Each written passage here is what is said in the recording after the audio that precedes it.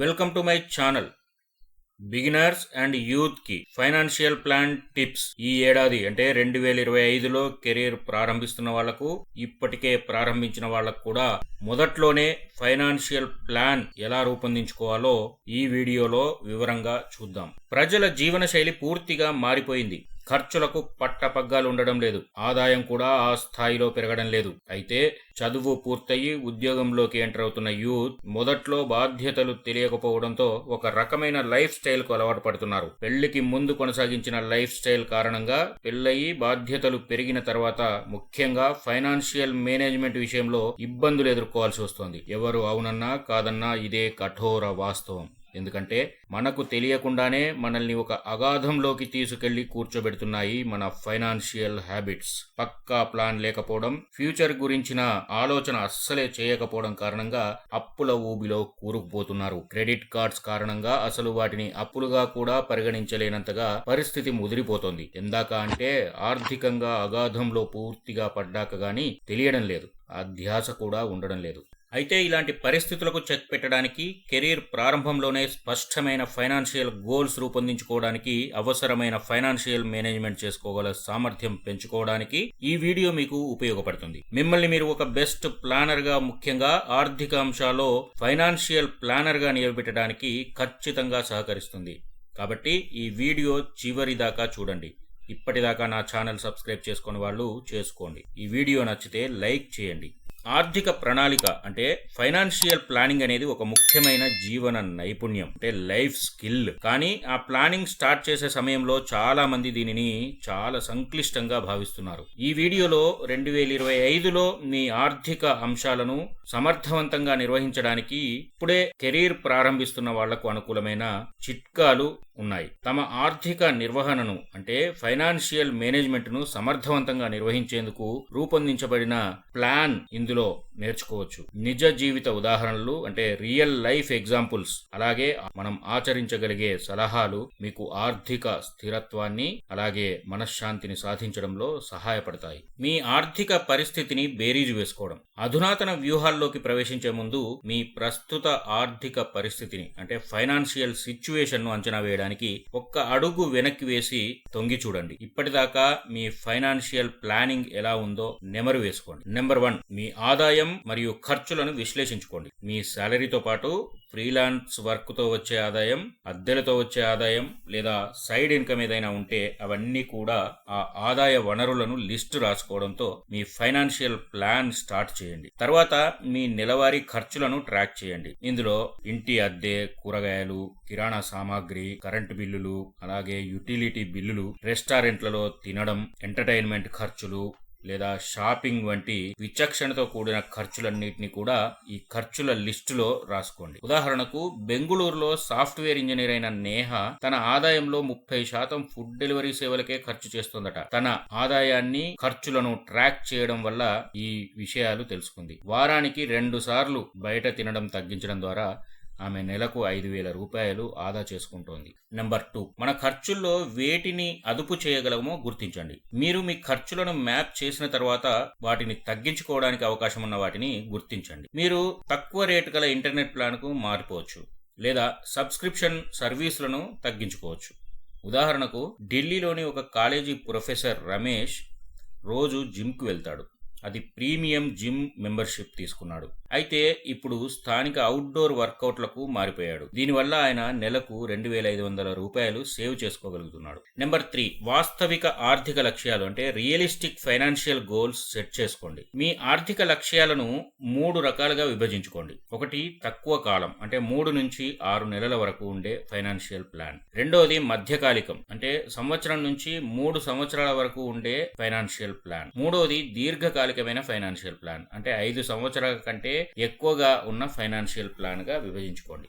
ఉదాహరణకు 6 నెలల్లో ఒక వెకేషన్ కోసం 50,000 రూపాయలు సేవ్ చేయడం, లేదా 3 ఏళ్లలో ఒక ఇంటికి సంబంధించి మొదటి చెల్లింపు కోసం 10 లక్షల రూపాయల కార్పస్ ఫండ్ను సమకూర్చుకోవడం. ఇలాంటివి స్పష్టంగా నిర్వచించుకోబడిన లక్ష్యాలు మీరు ఆయా అంశాలపై దృష్టిని కేంద్రీకరించడానికి అలాగే ప్రేరణతో ఉండడానికి సహాయపడతాయి.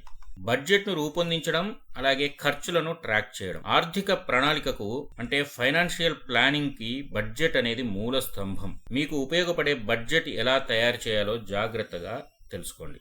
నెంబర్ 1, బడ్జెట్ యాప్లను ఉపయోగించండి. వాల్నట్, మనీ మేనేజర్ వంటి యాప్లు ఖర్చులను ట్రాకింగ్ చేస్తాయి. అలాగే మనం చేస్తున్న ఖర్చులను సెగ్మెంటేషన్ ను ఆటోమేట్ చేస్తాయి. ఈ టూల్స్ మీ ఖర్చుల విధానాలపై విజువల్ ఇన్సైట్స్ అందిస్తాయి. ఉదాహరణకు హైదరాబాద్ లో ఒక మార్కెటింగ్ ఎగ్జిక్యూటివ్ సుమంత్ వాల్నట్ అనే యాప్ ఉపయోగించి తన ఖర్చుల్లో 15% అనవసరంగా ఆన్లైన్ షాపింగ్ కు పెడుతున్నానని గుర్తించాడు.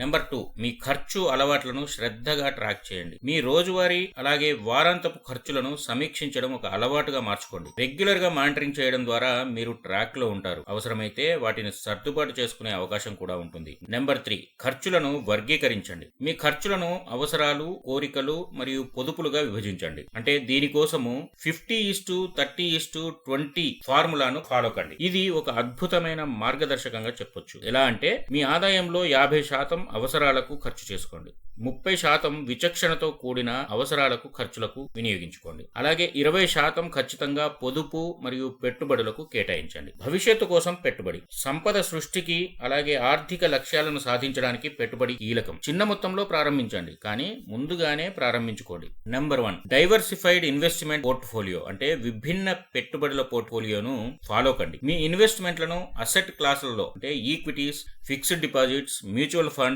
అలాగే బంగారం వంటి వాటికి విభజించుకోండి. ఉదాహరణకు ముంబైలో 28 ఏళ్ల ప్రియా ఒక ఈక్విటీ మ్యూచువల్ ఫండ్ లో నెలకు 10,000 రూపాయల సిప్ సేవ్ చేస్తోంది. అలాగే ఒక బంగారం ETF లో 5,000 రూపాయల పెట్టుబడి పెట్టింది. ఈ విభజించే దృక్పథం స్థిరత్వం అలాగే వృద్ధిని అందిస్తుంది. నెంబర్ 2, ఇండెక్స్ ఫండ్స్ మరియు ETFలు. ఇవి స్టాక్ మార్కెట్ కు సంబంధించిన ఖర్చుతో కూడుకున్న పెట్టుబడులు. ఇన్వెస్ట్మెంట్ ప్రారంభ దశలో ఇవి తక్కువ రిస్క్ తో ప్రముఖ కంపెనీల్లో పెట్టుబడి పెట్టడానికి గొప్ప మార్గంగా చెప్పుకోవచ్చు. నెంబర్ 3, ఫైనాన్షియల్ అడ్వైజర్ సలహాలు. మీ ఆర్థిక వ్యవస్థ రూపకల్పన కోసం ఎవరైనా ఫైనాన్షియల్ అడ్వైజర్ సలహాలు తీసుకోండి. ఎక్కడ ప్రారంభించాలో మీకు తెలియకుంటే ఫైనాన్షియల్ అడ్వైజర్ ను సంప్రదించండి. వాళ్ళు మీ లక్ష్యాలకు అలాగే మీ రిస్క్ టాలరెన్స్ కు అనుగుణంగా పర్సనలైజ్డ్ ప్లాన్ ను రూపొందించడంలో సహాయపడతారు.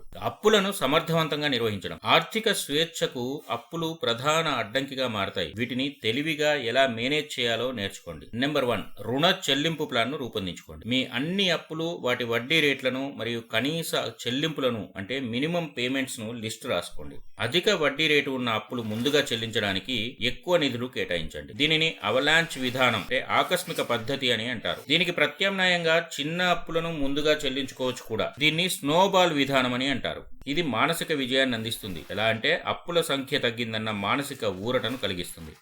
ఉదాహరణకు పూణేకు చెందిన ఒక చిరు వ్యాపారి రాజ్ తన 2 లక్షల క్రెడిట్ కార్డు రుణాన్ని ఒక్క సంవత్సరంలోనే తీర్చేశాడు. దీనికి అతను అవలాంజ్ విధానాన్ని ఫాలో అయ్యాడు. నెంబర్ 2, అధిక వడ్డీ ఉన్న అప్పులు తీర్చేందుకు ఫస్ట్ ప్రయారిటీ ఇవ్వండి. క్రెడిట్ కార్డు అప్పులు అలాగే వ్యక్తిగత రుణాలు పర్సనల్ లోన్స్ సాధారణంగా ఎక్కువ వడ్డీ రేట్లుంటాయి. వడ్డీ ఖర్చులను ఆదా చేయాలంటే ముందుగా వీటిని క్లియర్ చేయడంపై దృష్టి పెట్టండి. నెంబర్ 3, రుణ సమీకరణ. మీకు ఒకటి కంటే ఎక్కువగా ఉన్న అప్పులను మేనేజ్ చేయడం కష్టంగా ఉంటే వాటిని ఒకే లోన్ కోసం కన్వర్ట్ చేసుకోండి. ఎలాగంటే తక్కువ వడ్డీ రేటుతో ఒకే రుణంగా సమీకరించడానికి ప్రయత్నించండి. ఈ పద్ధతి చెల్లింపులను సులువు చేస్తుంది, అలాగే మీ ఆర్థిక భారాన్ని కూడా తగ్గిస్తుంది. ఆర్థిక ప్రణాళిక సాధనాలు మరియు వనరులు అంటే financial plan tools and resources. Modern technology అలాగే వనరులు ఫైనాన్షియల్ ప్లాన్లను అందరికీ అందుబాటులో ఉంచుతున్నాయి. మీరు ఉపయోగించగలిగిన కొన్ని ప్లాన్లను ఇప్పుడు చూద్దాం. నెంబర్ 1, బడ్జెట్ ఫైనాన్షియల్ ట్రాకింగ్ కోసం ఆన్లైన్ టూల్స్. మన బడ్జెట్ ను పర్సనల్ ఫైనాన్షియల్ ప్లాన్ ను నిర్వహించుకునేందుకు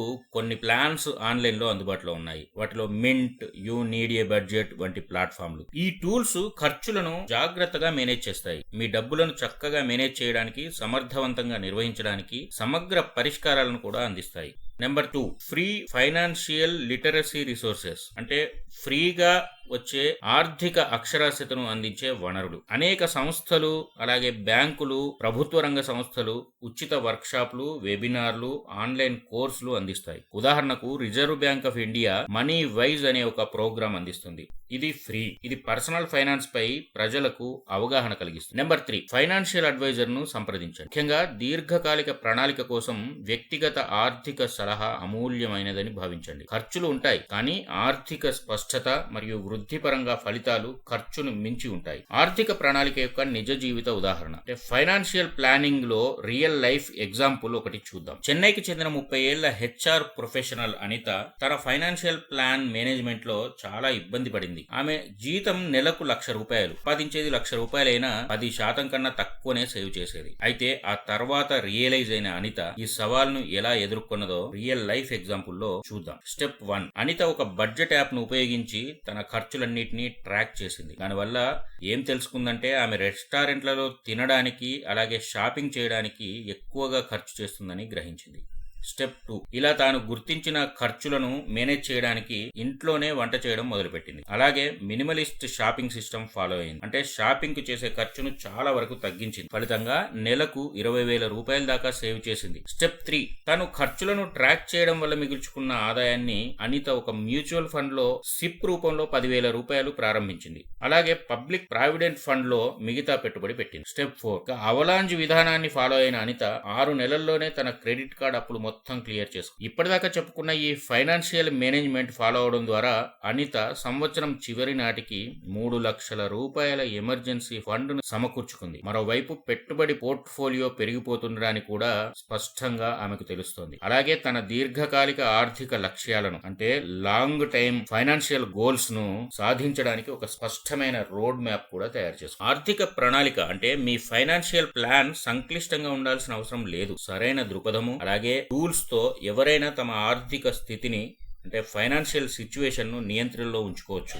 మీ ఆర్థిక పరిస్థితిని అర్థం చేసుకోవడం, బడ్జెట్ ను రూపొందించుకోవడం, అలాగే పెట్టుబడులు, రుణ నిర్వహణకు ప్రాధాన్యత ఇవ్వడం మొదలుపెట్టండి. ఈ రోజే మొదలుపెట్టండి. నిజ జీవిత ఉదాహరణలో వివరించినట్లుగా చిన్న స్థిరమైన ప్రయత్నాలు మన ఆర్థిక ఆరోగ్యంలో అంటే ఫైనాన్షియల్ హెల్త్ లో గణనీయమైన మెరుగుదలకు దారితీస్తాయి. ఈ రోజే మీ ప్రయాణాన్ని ప్రారంభించండి. మీరు ఫాలో అయిన ఫైనాన్షియల్ ప్లాన్ టిప్స్ ను ఉపయోగించి ఈ ఏడాది 2025 చివరి నాటికి విశ్లేషించుకుంటే మీరు ఎంత దూరం వెళ్లారో మీకే ఆశ్చర్యం కలుగుతుంది. నా వీడియో మొదటిసారి చూస్తున్న వాళ్ళు నా ఛానల్ ని సబ్స్క్రైబ్ చేసుకోండి. ఈ వీడియో నచ్చితే లైక్ చేయండి. మీకు ఏమనిపించిందో కామెంట్ బాక్స్ లో తెలియజేయండి. మీకు తెలిసిన వాళ్ళందరికీ ఈ వీడియోను షేర్ చేయండి.